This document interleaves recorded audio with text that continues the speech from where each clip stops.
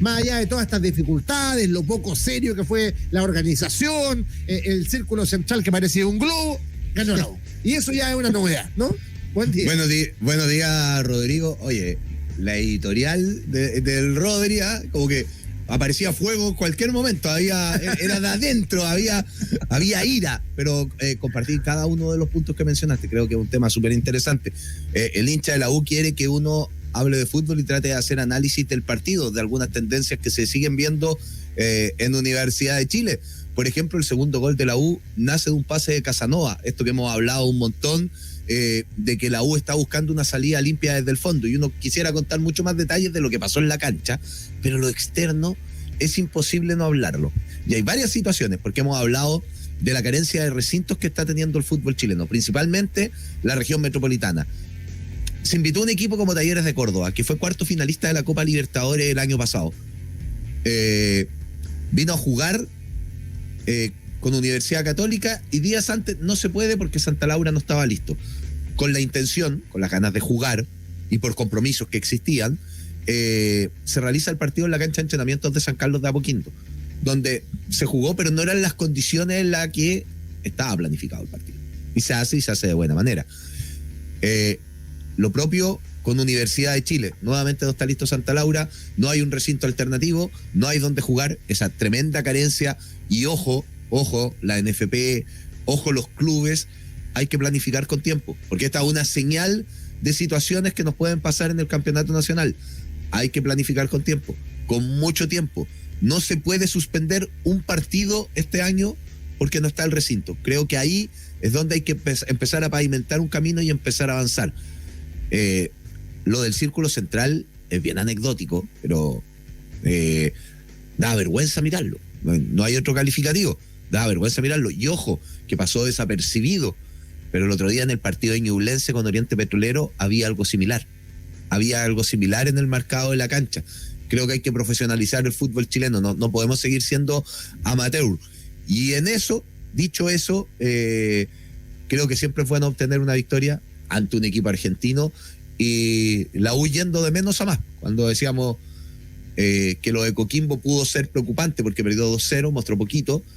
Ante Rosario mostró un poquito más, y ayer ya suma su primera victoria avanzando en la cancha y sosteniendo, insisto, una línea de juego. Ya vamos a hablar si le faltan refuerzos, ya vamos a hablar otras cosas, pero la forma de la U va a ser presión, no jugar con un referente de área, sino que con hombres que llegan más haciendo la diagonal, y la salida limpia desde atrás. Y ahí es donde tal vez podemos notar el primer foco de preocupación.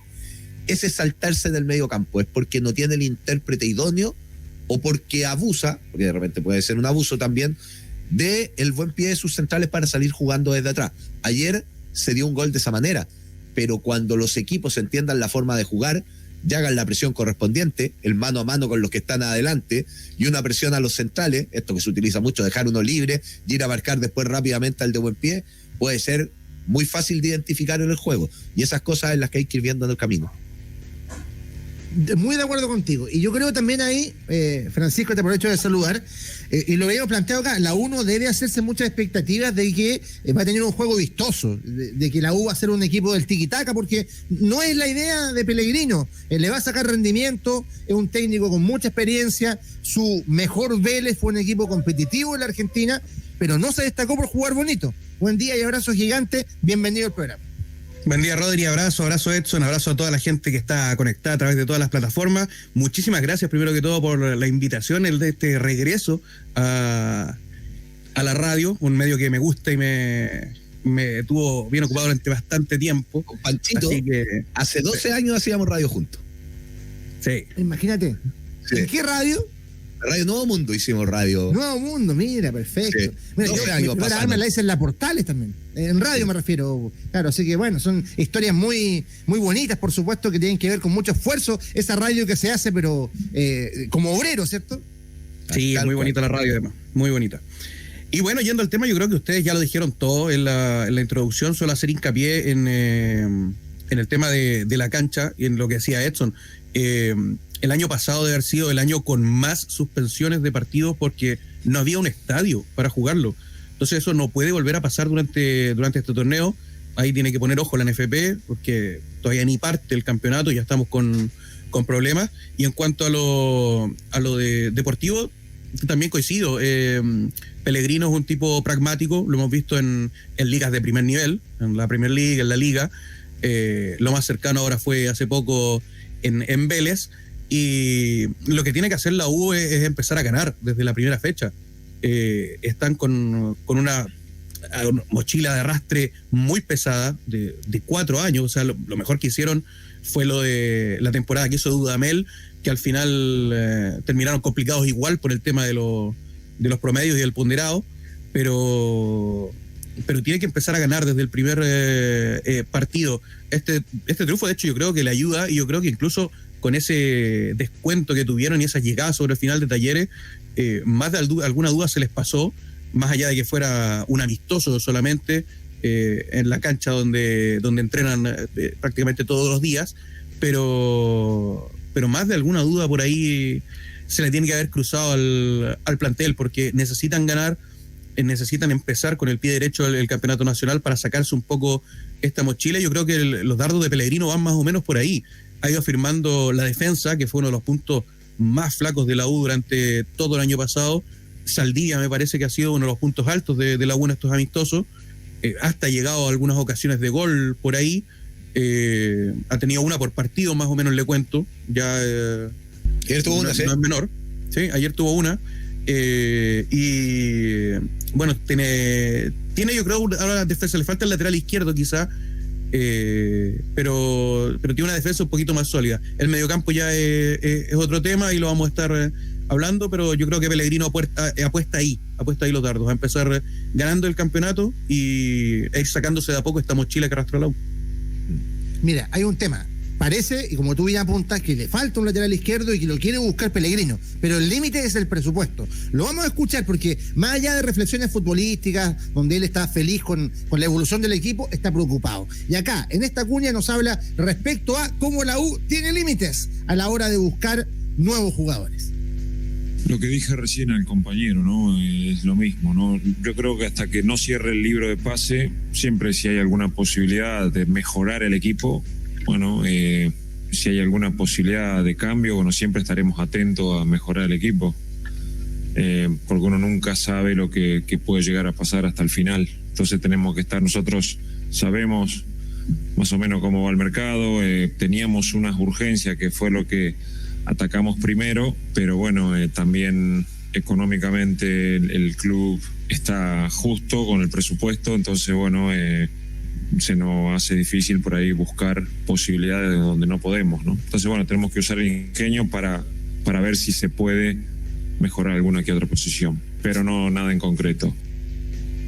La palabra de Mauricio Pellegrino, la 92.9. Ahora, yo creo que sí, le falta un lateral izquierdo. Hay algunas cosas que ya están definidas. Yo creo que la U, incluso pensando en que en la fecha 5 va a poder contar después con Asad y Osorio, de medio campo hacia adelante, está armadito.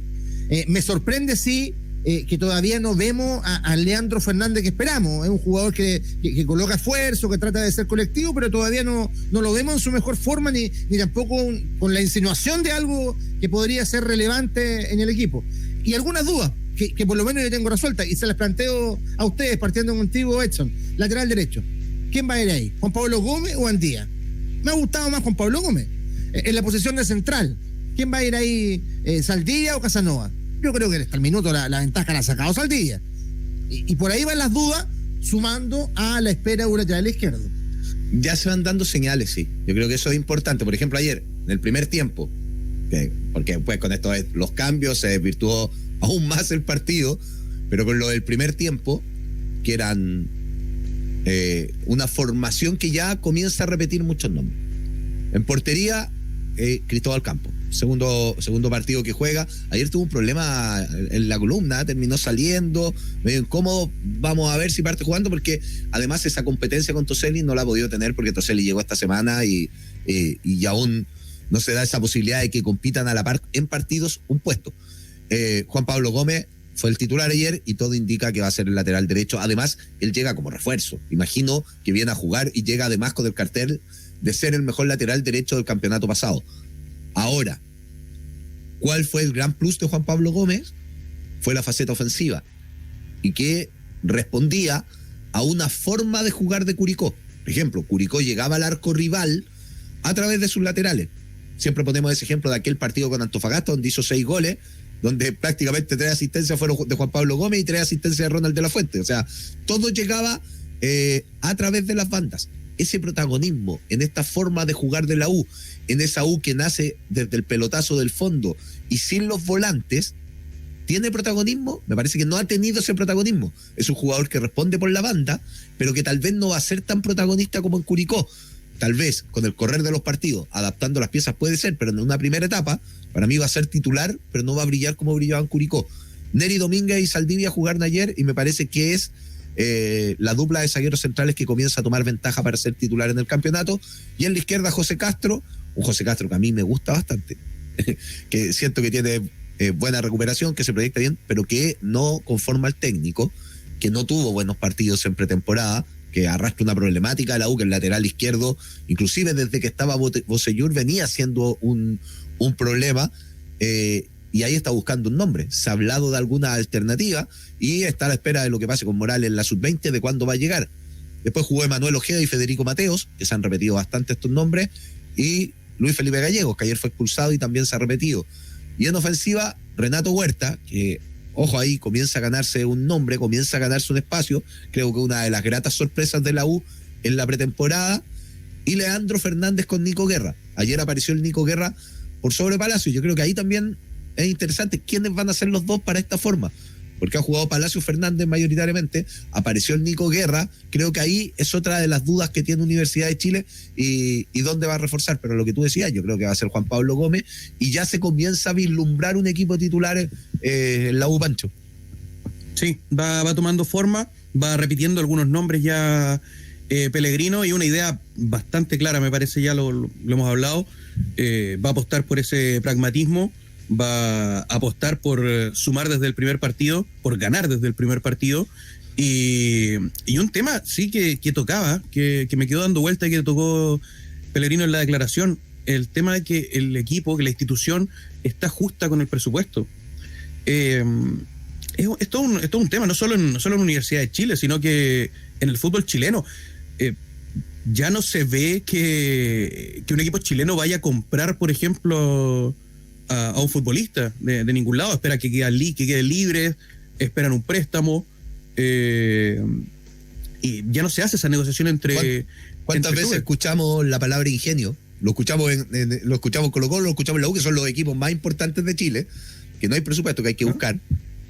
Y algún día vamos a tener tiempo. A mí me falta información, pero he ido recibiendo alguna respecto a lo que hizo la U para pagar esta deuda de impuestos y poder aumentar la concesión, y para lo que viene en el proyecto de estadio.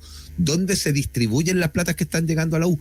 ¿Dónde está llegando la plata de las transmisiones del fútbol? Tengo alguna info, en los próximos días voy a ampliar esa situación, pero la U está recibiendo que quede en azul, que quede en catch, casi nada. Esas platas están entregadas. Hay deudas de arrastre y eso es complicado, y por eso no pueden contratar, Panchito. Perdón que te interrumpa, pero ese tema es súper interesante.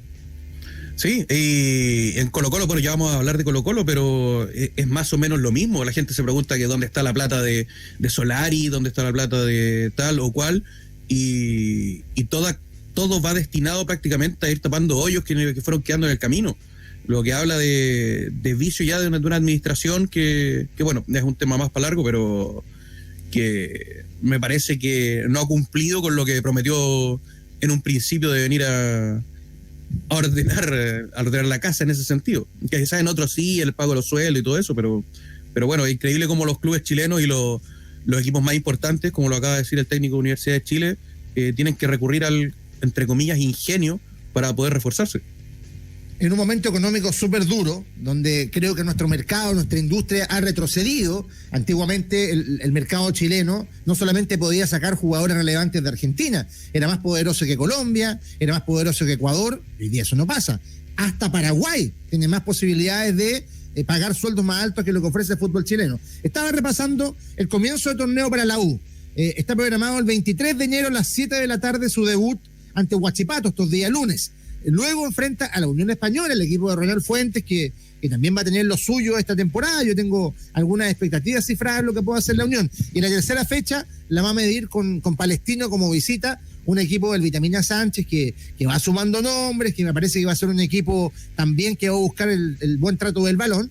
Y en ese contexto, ya que tomaste el tema más general de la sociedad anónima, yo creo que en lo que ha pecado Zona Azul es no poderle darle estabilidad deportiva al equipo. De las sociedades anónimas de equipos grandes, definitivamente es la más ambivalente, la que constantemente está en un sub y baja, y en el último tiempo quedándose en la parte baja, porque lleva 3 años peleando el descenso. Pero, por lo menos, viendo un plantel, viendo la calidad del técnico, uno presupone de que esta temporada de la U, más allá de que esto es fútbol, puede pasar cualquier cosa, no, debiera ser mejor que la anterior, y que las 3 anteriores, yo creo, que eso, por lo menos, sin llegar a decir la U estaba a pelear el título, porque ni ellos mismos lo dicen, esta va a ser una mejor U que las últimas versiones de hecho.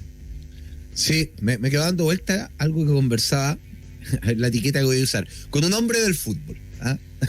Que para no dar su nombre, pero con un hombre del fútbol, y me decía que esto de la periodización, ¿cómo es la palabra? Periodización táctica. Periodización táctica, la tercera fue la vencida, lo dije bien, que utiliza Pellegrino, a él le generaba algún tipo de dudas. Y llegábamos a la conclusión que finalmente esto termina siendo muy táctico, porque los trabajos van cambiando de acuerdo al partido y van cambiando semana a semana. Teníamos dudas respecto a algo que hemos hablado, de que el jugador chileno le cuesta mucho a veces entender la táctica, o aparte de los futbolistas chilenos le cuesta entender la táctica, y cuando te la van cambiando partido a partido, hay que ver cómo resulta. Me lo planteaba él como un interrogante y me hizo sentido un poco lo que decía. Y claro, la U, lo decía el Pancho, la U tiene obligaciones de no pasarse sobra, de sumar puntos, y creo que también esa lectura la hace Pellegrino, que más que brillar, que más que tener un fútbol rutilante, sabe que necesita mucho sumar puntos. Y el hincha probablemente, cuando empieza cada competencia, se ilusiona con ser campeón. Creo que el piso del DT es sumar, y después ver cómo afronta el campeonato. ¿Para qué están?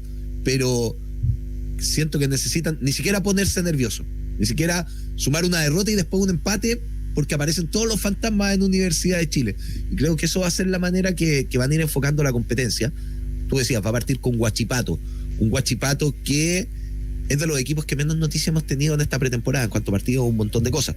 Palestino, después que le ganó 3-0 Unión Española en un amistoso hace algunos días, y que cambió técnico, que tiene nombres interesantes, que tiene nombres que estaban en el plantel y que hoy están más grandes. Está el caso de Bruno Bartichotto, que fue pretendido por algunos clubes, que convirtió 2 goles, por ejemplo, en ese amistoso con Unión Española. Y esta Unión Española, que tenemos este antecedente, que viene de perder 3-0, pero que vuelve Ronald Fuentes, que es un técnico que ya conoce la casa, que ya varios jugadores le conocen la mano, que me parece que no le fue mal en Unión Española y que sorpresivamente fue sacado del cargo en algún momento y que puede proyectar. Entonces, son 3 fechas que son interesantes, con rivales que no son fáciles, y que además, en esas 3 fechas, no van a estar los sub-20, que son jugadores con los que el técnico no ha podido trabajar, no ha trabajado con ellos, y que van agarrando una mochila, porque finalmente todo el hincha de la U está esperando el retorno de Osorio y de Asadi como las grandes figuras de la U. Son las grandes figuras de Universidad de Chile hoy en día, y son muy jóvenes, han tenido buenos partidos, pero tampoco han tenido un año completo siendo titulares. Entonces van a llegar con una responsabilidad súper grande, sin haber trabajado con el técnico, y probablemente a ponerse una camiseta de titulares y tener rendimiento. Es cierto. Y particularmente a ti, Francisco, ¿te ha gustado, te ha sorprendido, te da buena intuición lo que ha mostrado hasta el minuto Leandro Fernández? Creo que se esperaba más, de que empezara a mostrar más rápido, digamos, quizá, una diferencia con los jugadores que están en ese puesto en Universidad de Chile. Creo que debería andar en el fútbol chileno, en teoría. Hemos visto casos increíbles de muchos jugadores sí, tanto y de o otros más Fernández nombres que no han andado. Ronnie el año pasado, y el Pícaro hace 20 años, 25 años, que era Fernández y tampoco anduvo. por ejemplo. Así que tiene el peso del apellido también ahí el hombre. Claro. Pero claro, o sea, el ejemplo más rápido de los recientes, obviamente, es Nicolás Blandi en Colo-Colo, el Tanque Silva en Universidad Católica. Pero creo que al menos tiene variantes ahí Pellegrino. Tiene a Fernández, tiene a Nicolás Guerra, que ayer anotó y es importante.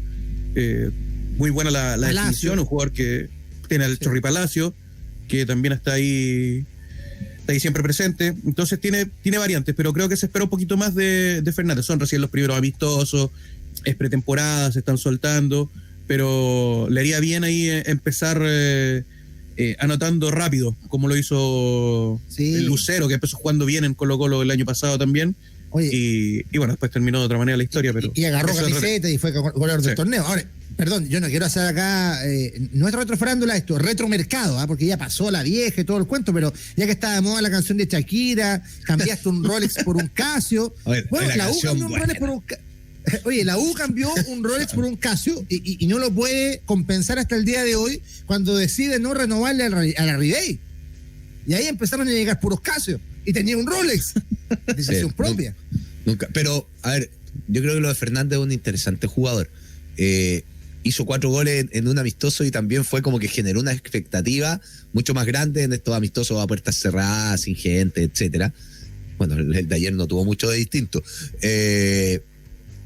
Pero hay que verlo con el correr de los partidos. Yo creo que es un jugador interesante, que tiene potencial, que tiene un currículum en el fútbol argentino.